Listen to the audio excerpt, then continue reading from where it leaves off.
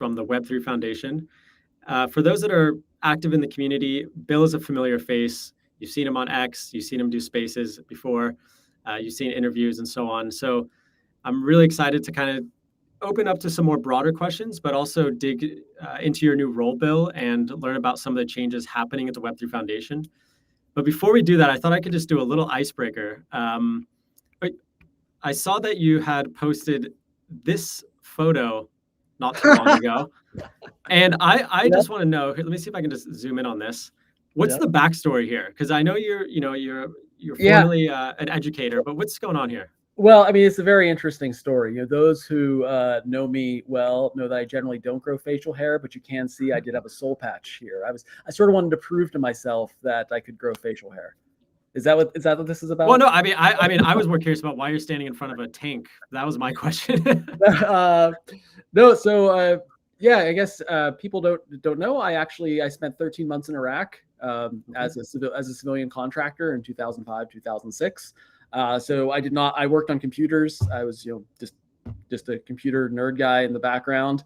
But just, yeah, that's a picture. We were hanging out one day in front of that, and I said that would be a neat picture. Someone snapped a picture of me. By the way, that is not a real beer. We were not allowed to have alcohol on base. But yeah, so that's right outside of Baghdad. Yeah, and I saw the redacted badge there, so I thought you were like a CIA agent or something. No. But okay.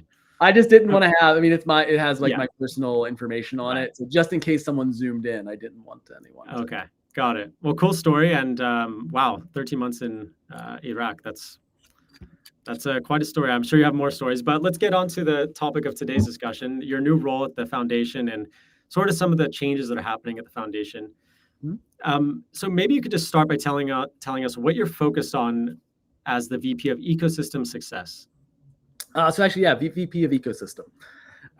So, that means not just success, but also a lot of the other things involved. And so I'm saying that just because, so Radha, actually, people may know him as our former technical education lead and technical advocate, now is Director of Ecosystem Success. Okay. And so I just want to make sure I don't tread on his role. So my particular position, again, those who know me know I come from an academic background. I was a professor before this, was in charge of the technical education team for a very long time. But I've also been very involved in governance, as well as some things people may not be aware of. So like the support team reports to me. So if you ever email to Polkadot support, actually, fun fact, support at Polkadot.network used to just be an alias for Bill Laboon Foundation, I was the support team in the early days. Staking, ecosystem growth. So my role is pretty broad and essentially includes everything that directly involves the community. What we do with the community. So giving grants to builders, helping teams, build on Polkadot, providing support, dealing with on-chain governance, technical education. All of these are sort of under the very broad mandate of ecosystem. So I've been in this role now about 2 months. We've already started to make some changes. I think people have started to see some of the announcements that have been coming out.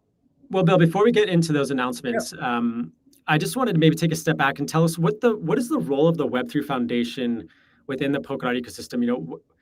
How is it structured? What is its mandate? Is it just focused on Polkadot? Is it focused on growing Web3 in general? Just tell us a bit about the foundation. Yeah, so Web3 Foundation is a Swiss foundation. It's actually something in German called a Stiftung. And apologies to the Germans out there. I'm sure I butchered the pronunciation. But I heard you're learning German, right? Yeah, German's not bad, but I still have an American accent. So it's sure it always sounds bad. So any Germans, please let me know how I did out there, or Swiss or Austrians or South Tyroleans, whoever speaks German. So we have a mandate. Right. So a Stiftung has a mandate, and our mandate is to bring about the decentralized internet. So this is our very broad goal, right? It's why we are Web3 Foundation and not Polkadot Foundation. Right. Now, that said, we have decided that the best way to bring about decentralized internet is through Polkadot and several other chains and ecosystems. So and technologies, we have a lot of researchers on staff. So you may know this. We have about 12 researchers doing research into not just like networking systems, but also things like game theory of economic systems. So Jonas Gerlein works on that, cryptographic primitives, zero knowledge stuff, etc. So while we focus on Polkadot, we do broader research. We support Kusama. We support the Jam technology that has come out, and the Web3 Summit. Web3 Summit, right, which is a blockchain, sort of protocol agnostic forum. So we have a much broader mandate than just Polkadot, which in some ways is very good. I think it allows us to see the forest and not just the trees, but also can be a challenge, right? We have to be aware of much more than if we were just focused on a single protocol. Right. And I don't think a lot of people, as you said, realize the extent of the research that's happening at the foundation. So you mentioned Jonas, and when the discussion around a hard cap of DOT was being discussed, these past few months, Jonas did a really comprehensive, deep dive into the economics of DOT and staking and so on. So people can find all of those papers on the Web3 Foundation website. Sometimes they're also shared at the Polkadot forum. Yeah, if you go to research.web3.foundation, you actually can find all of the research that we do. And again, this is on a variety of different topics. So you mentioned economics, but also, and I mentioned cryptographic primitives, but also distributed systems. A lot of what we have done stems from research, right? We don't just throw some code up and see what happens. A lot of times we have actually very thoroughly researched how our consensus algorithm works, how nominated proof of stake works, et cetera. And many people might not realize this, but Polkadot, or the Polkadot ecosystem, has been the leader in Web3 in the sense that Gavin Wood, I believe, was the first to term the coin. Is that right? Coin the term, yes. Sorry, coin the term. Sorry. Yeah, term the coin. That also sounds interesting. Yeah. In 2014, actually, he originally came up with this idea of Web3. And a lot of people have started using it since, right? But that's one of the ways that I had heard of Gavin Wood, right? CTO of Ethereum. He had coined the term Web3. I had read this article that he had written on it, this post. He was well known for that, even before Polkadot. Okay, very cool. And you, at the top of the interview, you said there are some changes coming or have recently been enacted. Do you want to talk about a few of those? So maybe talk about the DV program first and why it was created. Sure. So one of the things that we saw at Web3 Foundation is that oftentimes when there is let me step back for a second. So Polkadot's OpenGov is a 1.1 vote system. And what we saw was that we wanted to have more voices in the system. We wanted people to feel like their voices were being heard. And what we saw was a lot of people that didn't have a lot of DOT, but were very passionate, were very knowledgeable, were making very good decisions in their voting, were stopping. They weren't voting anymore. And because they didn't think that they were making a difference. And so we started the Decentralized Voices program about a year and a half ago, where we would delegate some of our DOT to people to vote, to people in the ecosystem that we thought were being good voices, right? And we wanted to elevate their voices. That's why it's decentralized voices. There's been a lot of changes throughout time. So for instance, now virtually all delegates, decentralized voices delegates, are DAOs. There are no single entities anymore. We just discovered it makes more sense to have DAOs just to spread this out a little bit more and decentralized a bit. We now have DV Guardians or DV Lite. These are individuals that get a smaller amount of DOT delegated to them, including 2 AIs, which I find very interesting. The Now cool. AI and the, what's it called? CyberGov. Yes. From Karam, I believe, right? Or Kareem, rather. Kareem. Yeah. So we just recently made another change, just based on sort of voting conditions and what we think helps to keep the system like at the best level, right? So we've increased the amount that we're delegating to decentralized voices on Polkadot from 2 million DOT to 3 million DOT. Okay. And you also announced that the Web3 Foundation will be voting on some, a limited amount of proposals, but where they feel it's necessary to jump in. Do you want to speak to that a bit? Yes. So this is something, one of the another reason that we started Decentralized Voices is Web3 Foundation has some DOT that was never being voted with. We don't vote on, we historically have never voted on treasury proposals. We wanted to remain as neutral as possible and let the community make decisions. However, what we've discovered is actually that letting the community entirely make decisions on their own and trying to remain as neutral as possible led to really a failure of coordination. And something I've always mentioned in a lot of interviews is that decentralized does not mean uncoordinated. So what we would like to step in and let people know what we're interested in funding, what we think is useful for the ecosystem, being a point of contact, a nice single point of contact for teams that want to do a treasury proposal, but maybe don't know the right amount to ask. These are sort of binary once you put the proposal out, right? It's a yes or no. You can't really haggle at that point. And so we wanted to provide a better, easier point of entry for people that had treasury proposals, make sure that good treasury proposals pass, that we check against bad treasury proposals. And we, after a lot of discussion internally, decided the best way to do this was simply to start voting on our own. Actually, we have not yet voted. Let me rephrase that. We haven't voted on treasury proposals. We've always voted on technical upgrades and things like that. However, we actually haven't voted yet on any treasury proposals. We announced this, but we did not mean for Web3 Foundation to be, we are the decisive ones, right? We wanted to do this in a way that helps coordinate, not dictate. So this is another reason, right, for the decentralized voices increase, is that we knew we were coming in and we were going to start voting, and people were, if we're honest, right, often people will look to Web3 Foundation as sort of a shelling point, right? Who can we start following? And we wanted to make sure that we were not some overwhelming voice in this. And so, sort of as a gesture, right, to show that, we increased the decentralized voices delegate voting power by 50% to say, look, we still want the community to be making decisions. We just want to help coordinate this. So in situations where we feel it's necessary, then we'll vote. So this is not meant to be an every vote. Like I said, we actually have not yet voted on anything. The community's doing a great job. Great work, guys and gals. But we want to be sure that we are out there and prepared to do so if we think it's necessary. Got it.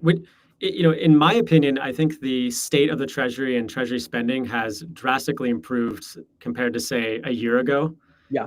Some of the spending has been consolidated to bounties, which have, they're a bit more rigorous before they fund certain projects. They really evaluate them. And I think, the total spend has gone down. It feels a bit more efficient than, say, last summer. Do you have any thoughts on that? I agree 100%. So bounties, I mean, I think you could also argue there are problems with bounties just in general, the way things are set up. We're still learning a lot of, how to make things work well. We have some new rules, you may know, coming in OpenGov, where it's an experiment. We're constantly experimenting.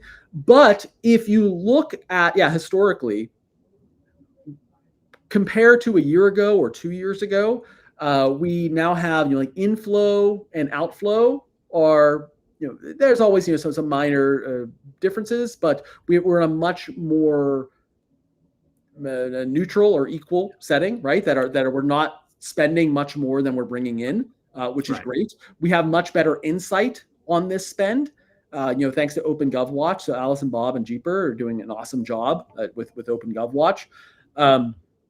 We are. I think when there are problematic proposals, they often get voted down. When we have things that are actually useful, they often are getting voted up.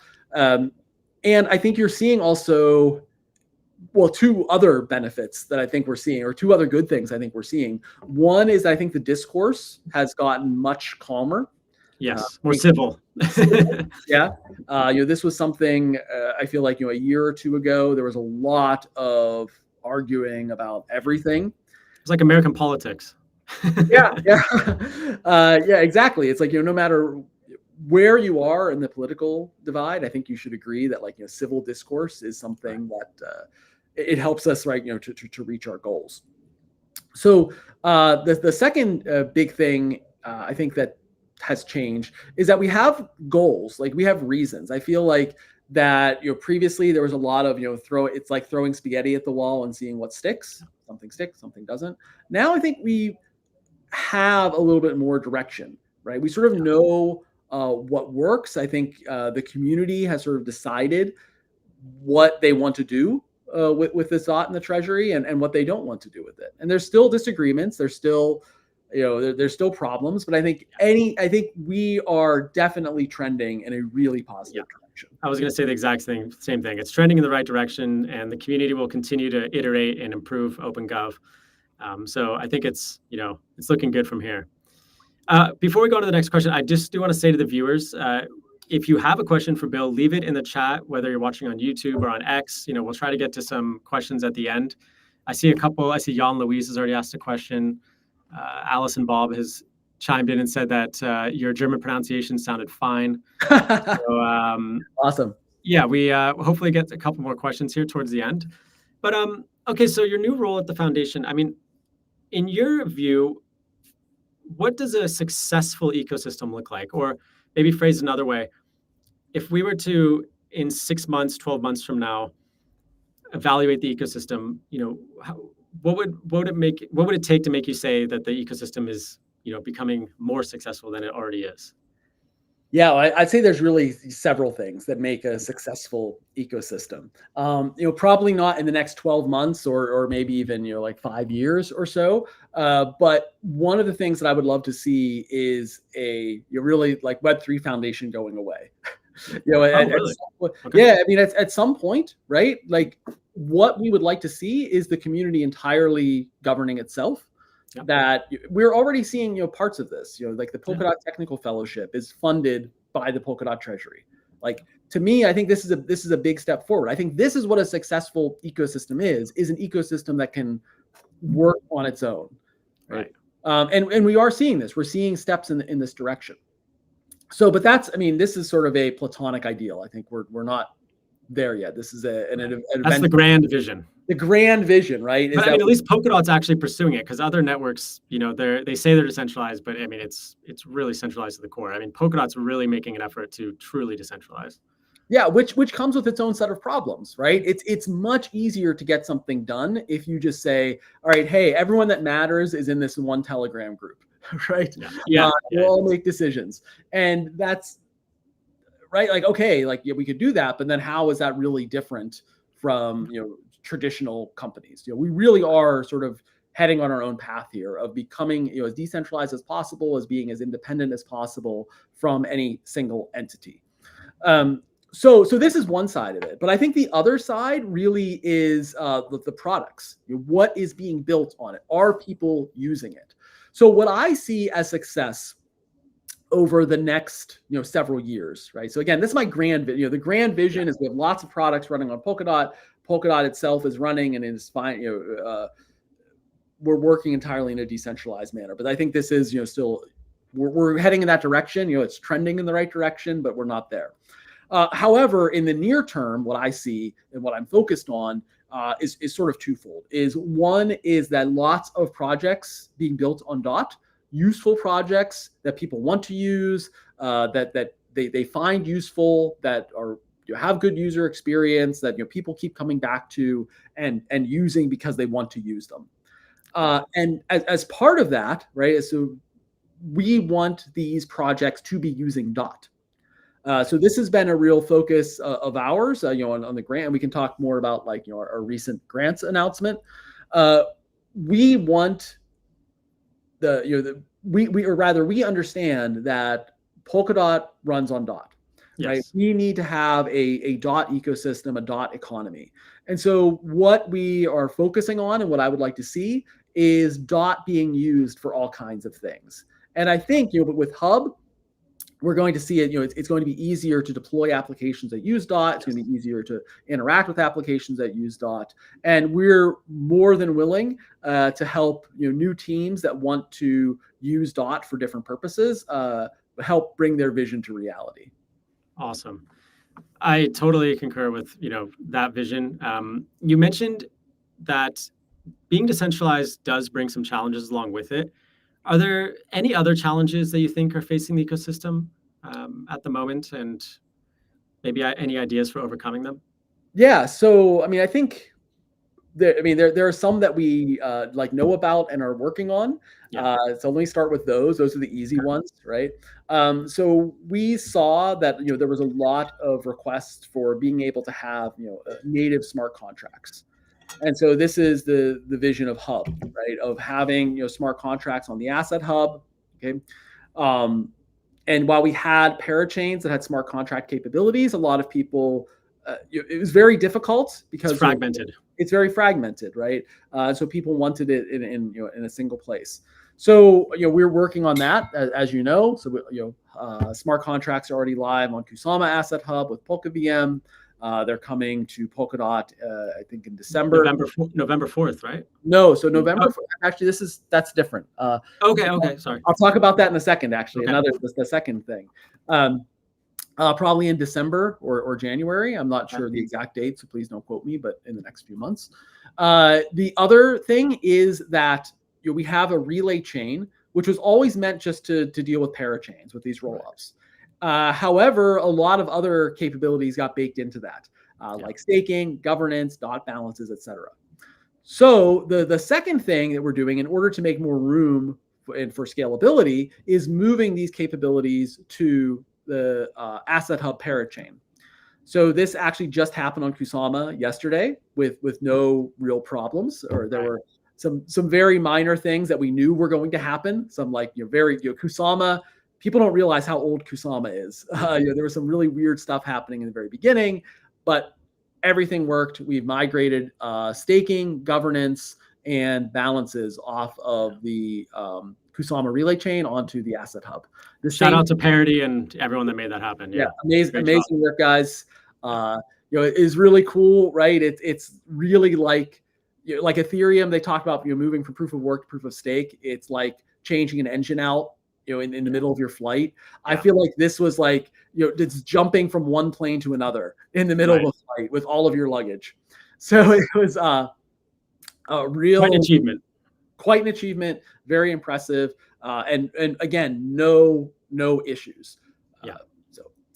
So this was another problem that we saw and that we fixed. All right, so bigger problems that I think these are ones that we're solving.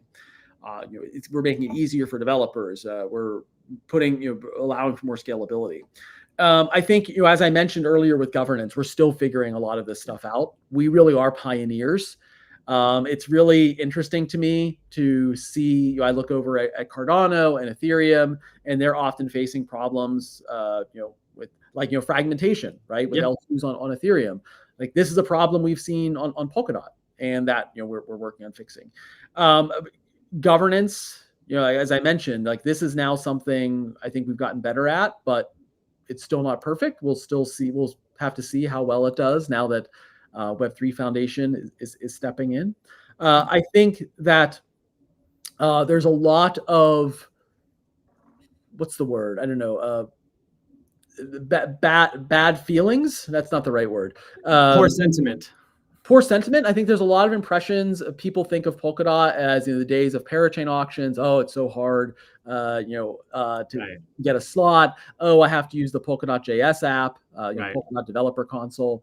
There's no good user interface. And then I look at we have amazing wallets out to Nova, to Talisman, to Subwallet, to make the user interface really easy. You can use MetaMask, right? Or whatever, normal EVM. When we have this, EVM, any EVM compatible wallet you can use. Yep. So I think that because we have been around for a while, and because when we launched, we had a sort of a poor user experience, and there were a lot of changes for developers that it often was problematic, right, to keep a chain running up. These are other problems, that we know of and we've worked on, and I think have gotten a lot better. So if you haven't used Polkadot for the last several years, if you're still thinking about Polkadot.js, I really recommend trying out one of these wallets and seeing what it's like now. Absolutely. And I see people commenting that on social media all the time. They say, wow, the last time I was here, during the parachain auctions, it's, I was on JS, but now I'm using Nova Wallet. It's incredible. It's a really, those three wallets you named are really like best in class products. You mentioned there that, the relay chain was initially designed just to secure parachains, but over time it sort of got bloated with these other functions. What are, I think that's something that a lot of people misunderstand. Are there any other common misconceptions about Polkadot that come to mind? I think there are a lot of common misconceptions. One is any statistics you see about Polkadot, often they're looking only at the relay chain, right? Which, again, the goal of the relay chain always was to get smaller and smaller and have no transactions on it. And so when people say, hey, there's no transactions on the relay, on Polkadot, and then I show them the millions of monthly transactions we have on all of the parachains, which it supports, it's I always feel like you're not looking at the right thing. So this is a big misconception, and a lot of statistics are like this. People look at TVL and they see, all right, what's the TVL on Polkadot? And they look at the relay chain. Of course, it's zero because nothing runs on the relay chain. Right. You have to look at everything. Yes. So this is one thing. Another there's another misconception I often see is that, hey, nothing's happening on Polkadot. And I think this is something we've historically had trouble with, is like getting the word out, because so many things are happening, right? Yeah. Core time is amazing. Its migration is amazing. Hub is amazing. We have lots of new teams building on Polkadot. And so like Accurast coming in, I've been a huge fan of theirs.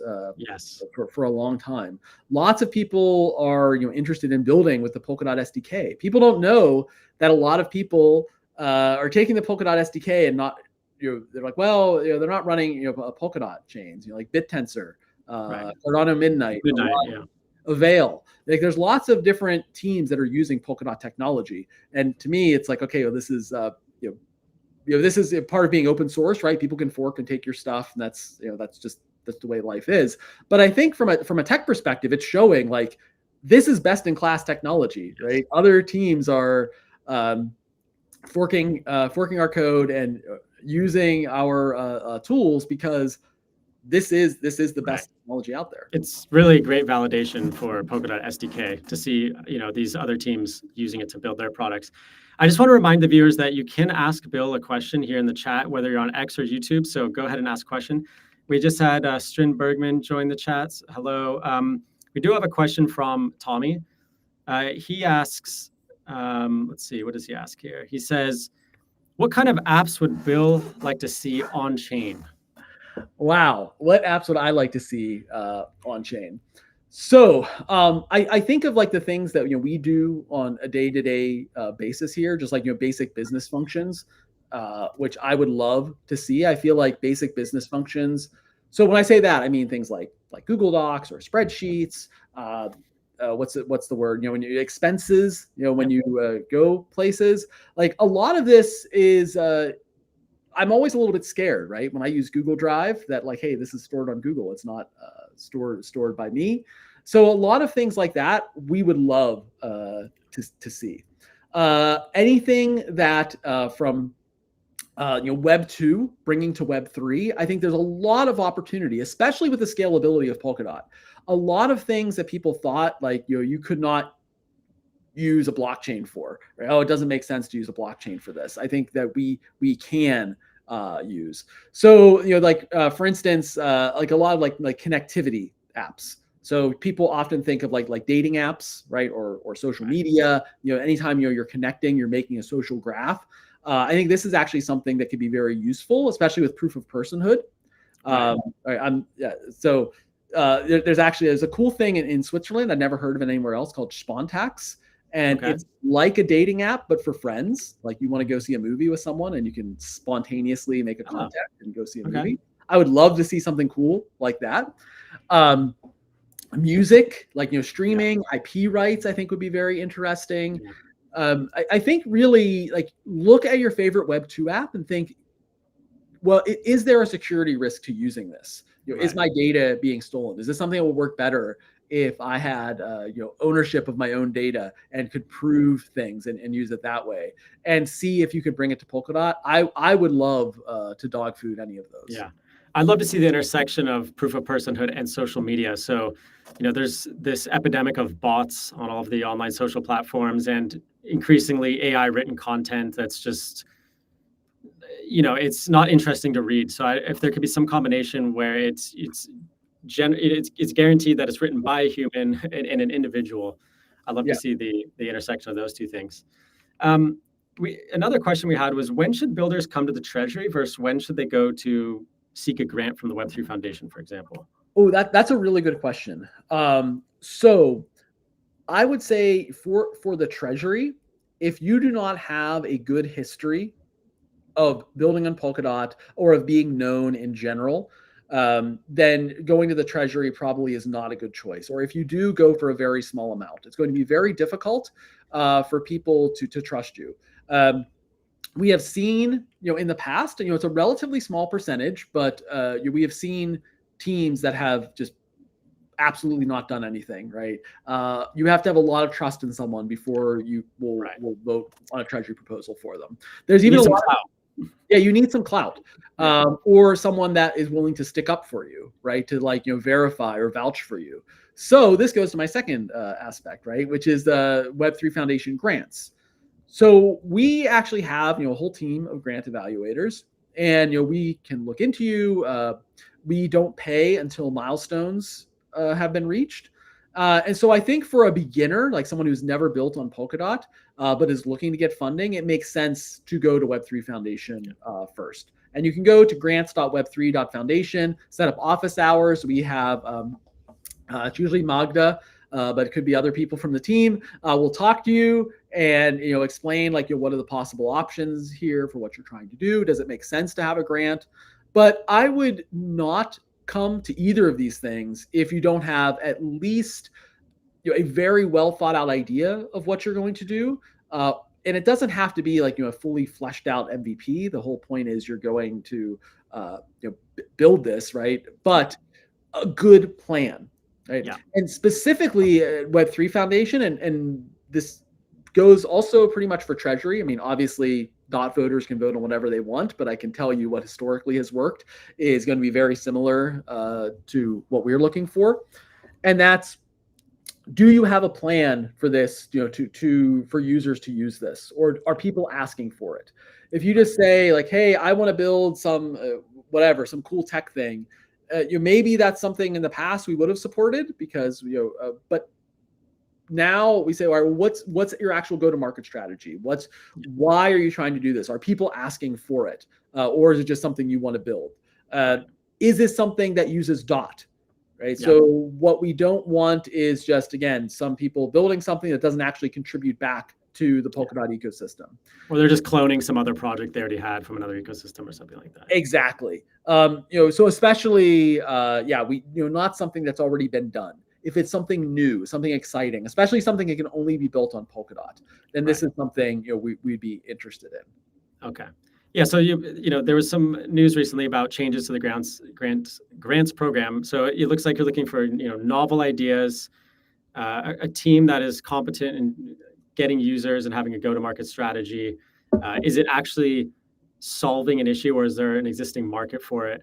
Are there any other changes to what you're looking for in grants? Yeah, I mean, I think one way to sort of sum this up is that we are looking to help build user-facing applications that will help grow Polkadot.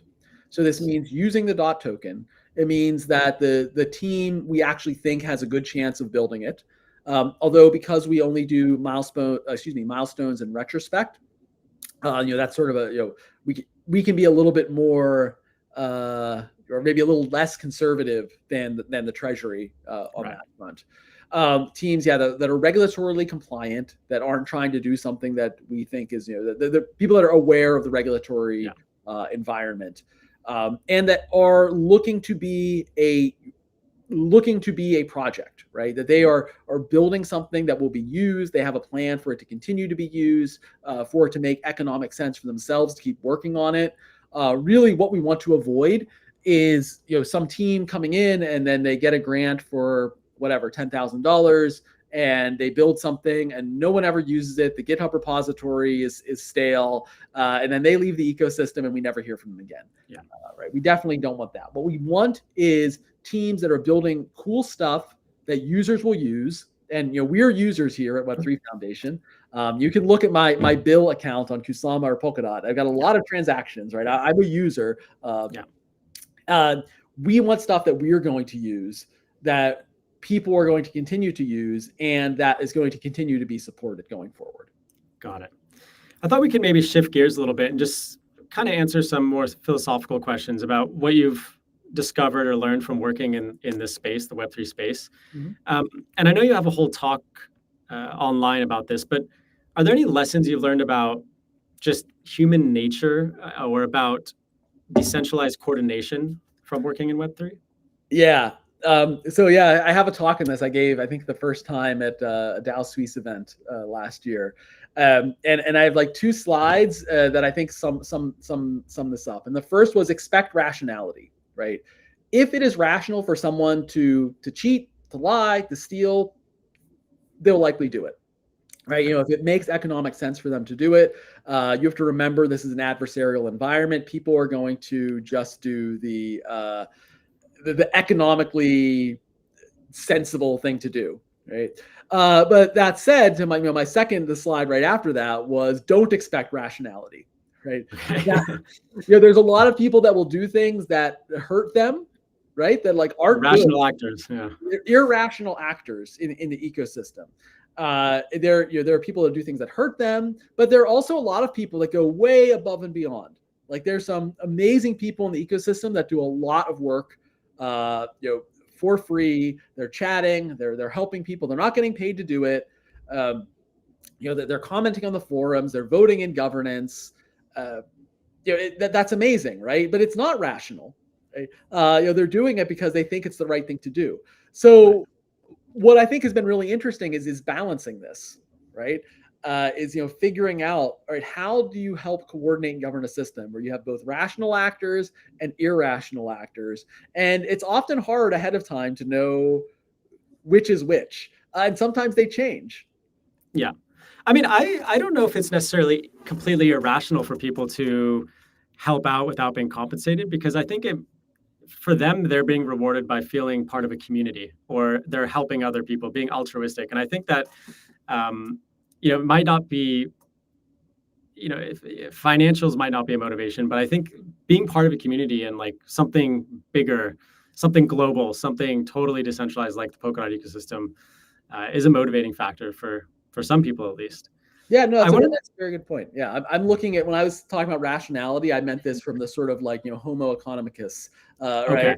Of just like, what is the rational thing, in terms of how much money will I get?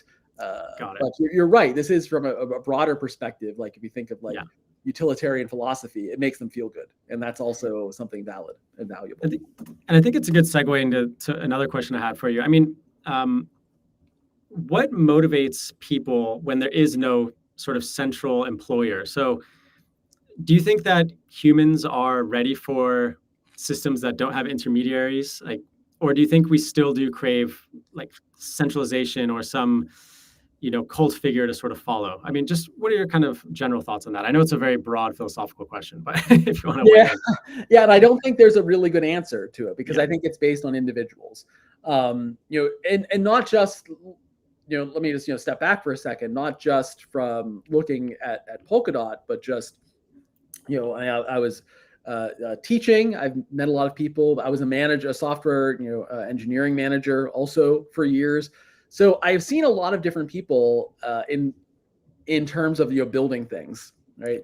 And, there are some people, they want to be told what to do, right? There are some people you cannot tell them what to do. If you tell them to do X, they will do Y, right? Yep. There are some people that are in the middle. So I think you can't just paint with a broad brush, right? There's definitely like some people it works really well in a decentralized environment, and some people that it doesn't work very well. And so I would say, those for whom it works really well are those that have a belief in the power of decentralization, that they're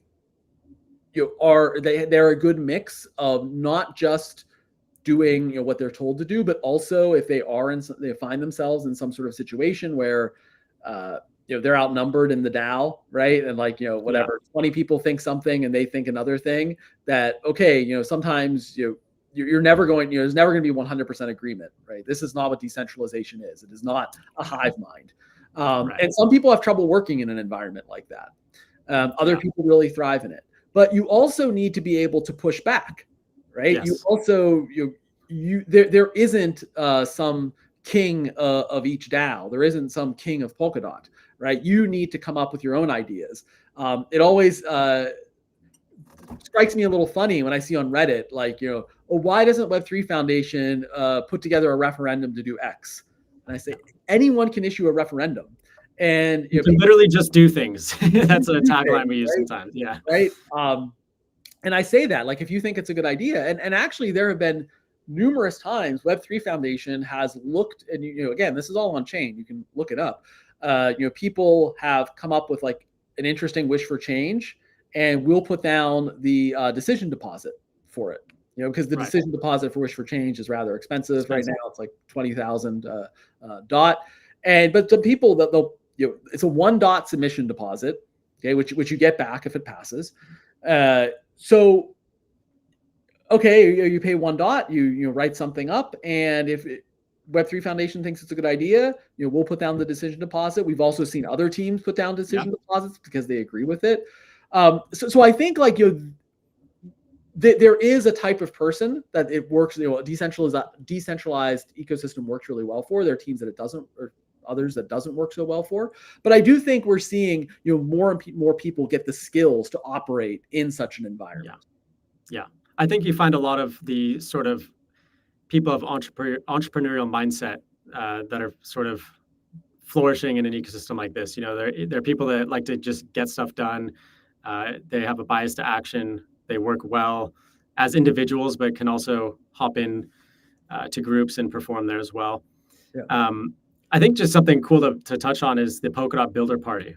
So that is a truly decentralized grassroots campaign from the community. Yep. It's turned out to be, I think we can call it Polkadot's biggest hackathon ever. There's over 1,000 participants signed up. I mean, and that is pretty amazing, right? I mean, that's a decentralized campaign, or a campaign from the bottom up, you could say. Yeah, I'm sorry. I'm trying to look up I just saw the exact number from Radha. I got it. Now I can't find it. But yes, what's that? I have it here. It's 1,192 participants. Oh wow, so that's even a little bit higher than what I had seen. So yeah, we've got a ton of participants in here, and this was like a grassroots thing. I think Tommy was the one that first came up with this idea that, hey, Polkadot 2.0 is coming out. We should do something to celebrate, and it sort of morphed into this Polkadot Builder Party. And now we have tons of people, building on Polkadot, which again is, you can just do things, right? I love seeing this, grassroots energy. Web3 Foundation is, can't do everything. We're pretty small. We're 50. And they shouldn't do everything. And we do everything. Polkadot is not here for Web3 Foundation. Web3 Foundation is here for Polkadot. And hopefully other people in the community are also here for Polkadot. And we see that, right? We see people doing this, going to events, speaking about Polkadot, participating in decentralized voices, participating in governance. Really, I love to see it. I love to see that so many people are excited and helping move the vision forward. We have another viewer question from Jan Louise, and he asks, are there any plans or ideas to incentivize the community to be more open to newcomers who want to contribute? I think sort of what he's saying is sometimes when people come to explore the ecosystem, whether it's they go to the treasury first, maybe that's not the best way to get introduced to the ecosystem, is going directly to the treasury, but sometimes, it can be, I would say, a little bit scary for people to come and join a community or an ecosystem, right? So I know you don't. I know you haven't. I know there's no plans probably to incentivize this, but are there any like ideas for how we can be more welcoming to people that want to join the ecosystem? Yeah, so there definitely I don't even know how an incentivization Right. program like Yeah. that would work. Of like, hey, you were nice to this person, let's send you some Yeah. dot or something. And that gets really subjective, and I'd be very concerned about that also being seen as like kickbacks. Yeah. However, that said, I do think there are things we can do and things that I try to do. So first off, is I try to be a very good role model. I'm polite to people. I help. You can see. I'm sure Evan. You've seen on Twitter, on Reddit, on Telegram, when people have issues. Like if I know the answer, it's often very quick. I'm monitoring the stuff. I respond and let people. I mean, your support at Polkadot.network. So I mean, I was now the whole system. Yeah. And Juan does a great job of handling that. Juan and Albert. Yeah.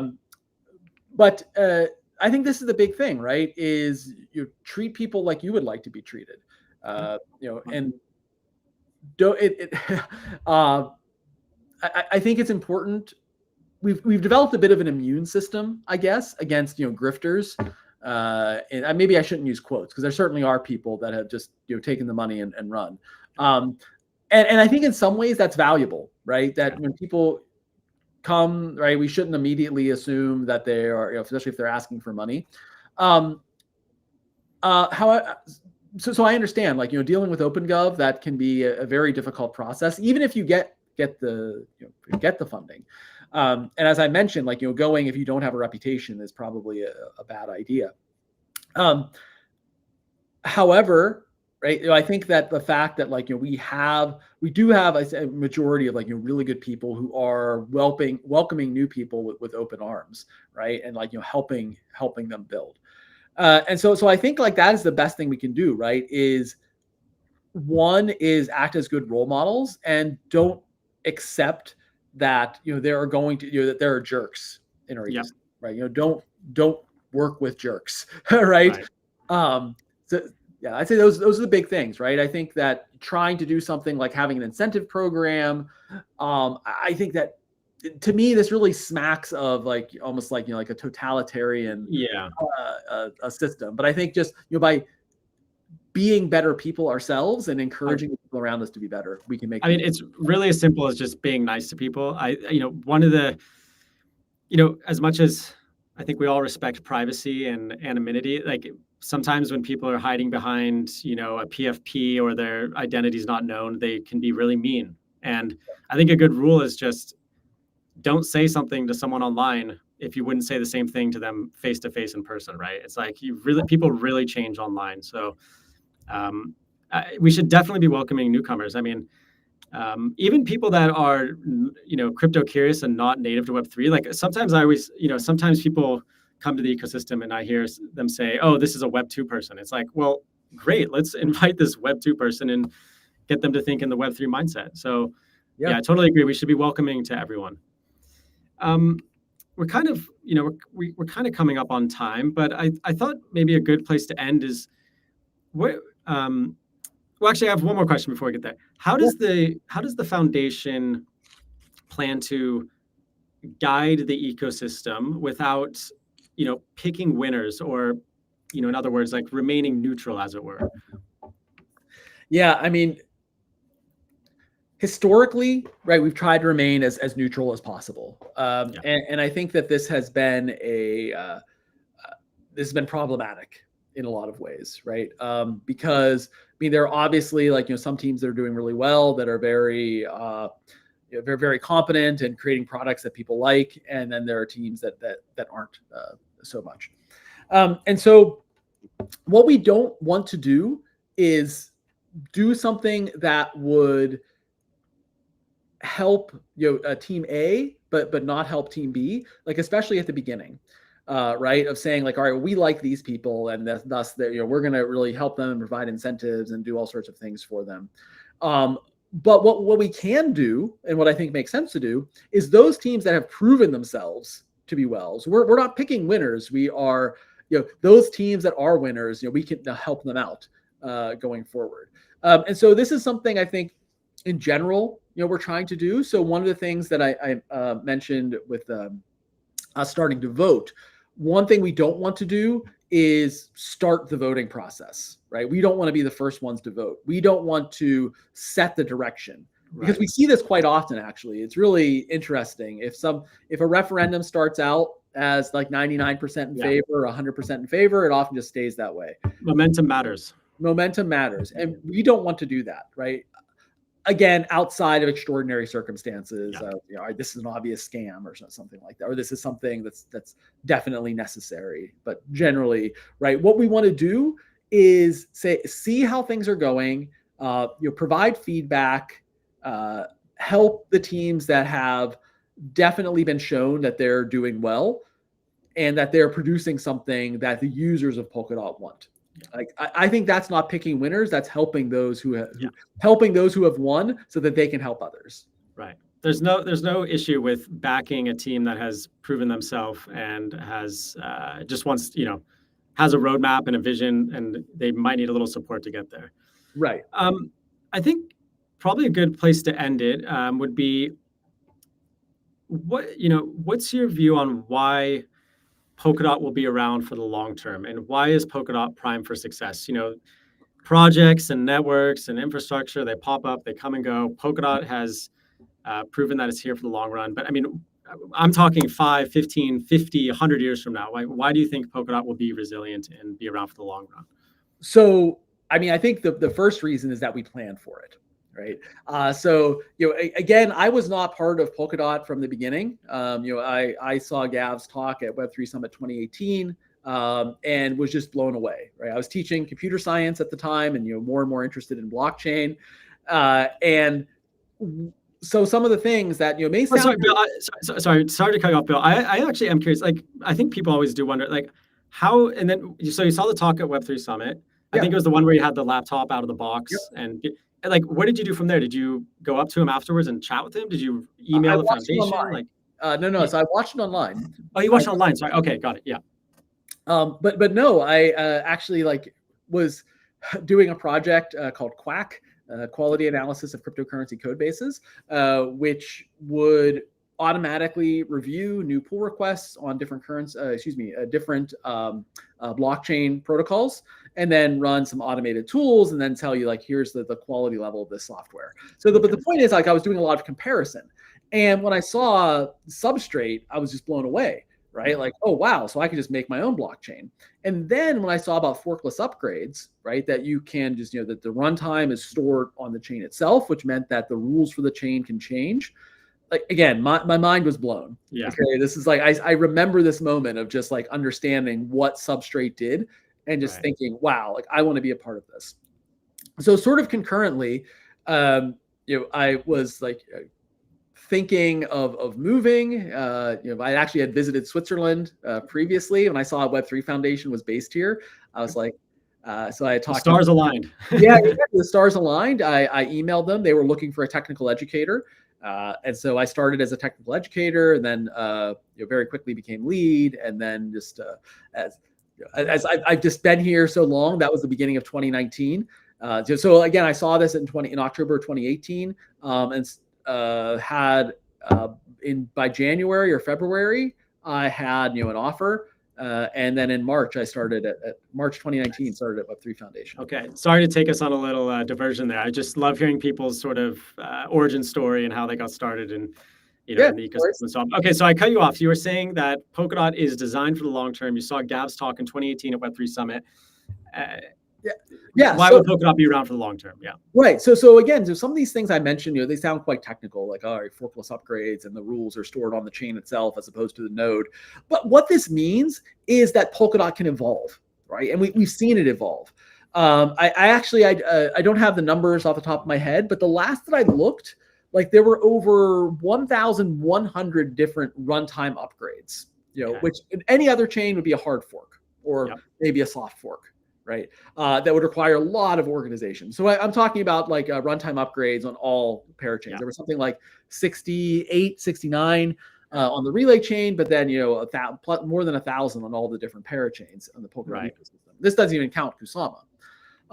so what we have seen, right, is like, Polkadot started out as a single user could call the shots. Web3 Foundation had super user. We could do whatever. We've slowly, moved off. We introduced proof of stake and on-chain governance. We changed on-chain governance to OpenGov. So why I think Polkadot will be around is simply because we planned for it to be around, right? We knew, and I'm saying we, which is maybe, I wasn't around in the very beginning. I certainly didn't write the Polkadot paper or anything. But, there were thoughts, in 2016 that, hey, we don't know how things are going to shake out. We don't know what is going to be the future. We want to be and remain flexible, which most other chains didn't do. They thought like, hey, we've discovered, like, here's the best thing to do. And so here, and also, so that's the first part, is technically we can evolve, but we also see from a community perspective that they're willing to evolve, right? That people are willing to, we have a community. We have people that are invested in this. We have people, and I mean that like, not economically, but like socially invested in it, psychologically invested in it. They want to see Polkadot succeed, and they are willing to make these changes and research these and make suggestions. So it's not just parity, it's not just Web3 Foundation, it's the community, right? And so I think between the two of these things, from the very nerdy, like the technical side of things, that yes, we can evolve, to the fact that we have a community that wants to evolve, this is what makes me very confident in Polkadot's ability to stick around, right? Is that we can make changes, and Polkadot may be unrecognizable 10 or 15 years from now, but I do think Polkadot will still be around because of this. Okay, that's a great answer. And, so the flexibility, because as you say, no one knows what's going to be happening in 5 years from now, 10 years from now. Maybe quantum computers have, broken proof of work, or, like the world could be just such a different place in such a short time. So Polkadot's we're doing research on quantum computing too. Okay. So, another one of the research papers to check out from the Web3 Foundation. Will you be at Sub-Zero by any chance in Buenos Aires? Sadly, no. Sadly, no. Okay. I was in Buenos Aires earlier this year, but I won't be for some time. It's quite a trek from Europe, but for those that are interested, it is happening November 14th through 16th at Buenos Aires. It's adjacent to Dev Connect. So if you're already in town, stick around for Sub-Zero. It's going to be, I've seen some of the, the concepts for the space and so on for all our listeners, that it's going to be really awesome. Bill, I guess we can just end it with a shorter question. I mean, do you have any tips for the viewers of how they can just be more active in the ecosystem? And I can start. I would say, browse the forum. You mentioned the forum earlier. There's lots of insightful discussions there, a little bit more critical thinking than you might find on social media, for example. And then another program I love is Attempts at Governance. I think joining the AAG every once in a while, or weekly every Thursday, at 3:30 UTC, you can really get a feel for what the community is feeling about the treasury and sort of the direction that people want to go in. So join the forum, watch AAG. What would your tip be, Bill, to people that want to kind of be more active or stay up to date with things that are happening? Yeah, you mentioned Sub-Zero, and Sub-Zero is always one of my favorite conferences. Web0 that's putting it together this year is just absolutely amazing. The Blockspäti in Berlin was just incredible. Their hackathons are incredible.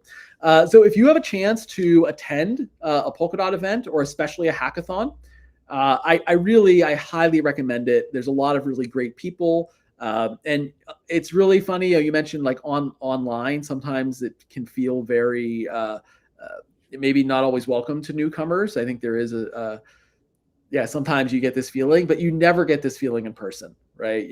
I feel like so many people are willing to help. So many people really believe in what Polkadot's trying to do and are willing to share their knowledge at these events. So if you have a chance to attend one, I highly recommend it. Great. Well, Bill, thanks so much. We did an hour. We covered a lot.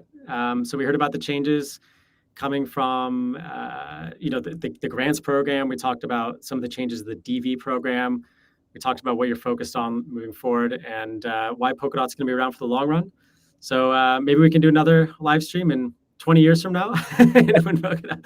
But no, seriously, let's do it again, maybe in the spring or something. This was a great conversation.